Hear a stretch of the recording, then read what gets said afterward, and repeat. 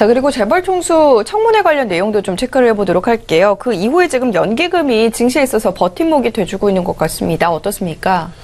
네, 연기금이 버팀목의 역할을 좀 하고 있는 건 맞는 것 같습니다. 왜냐하면 지난 그 화요일날 청문회 때 많은 참여자들이 자, 시장은 좀 고민이 많다는 평가를 가지고 있고요.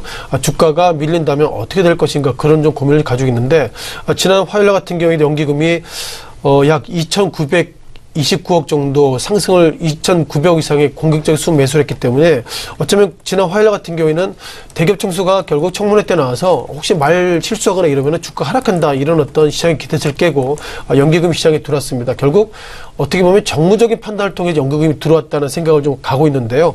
자, 따라서 이제는 결국 지수가 하락할 때마다 연기금이 기계적으로 매수할 것이다 이렇게 말씀드려보겠습니다.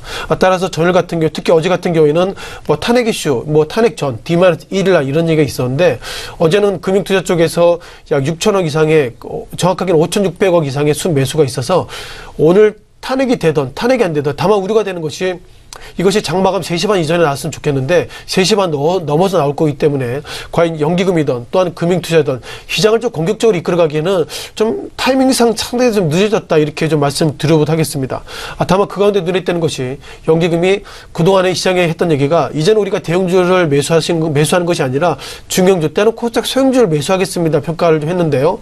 지난 화요일날 매수의 어떤 연기금 매수를 보면 삼성전자 그리고 뭐 현대차 소위 시청자 여러분께서 아시는 시가총액 상종업 가운데서 대형주를 매수해서 과연 연기금이 그렇게 시장에서 요구했던 중소형주 매수를 안 하고 있다는 것은 코스닥 시장은 빠져도 되고 이제는 유가증권 시장을 상승하는 것이 맞다. 그런 관점으로 보는 것 아닌가 이런 좀 말씀을 드려보겠습니다.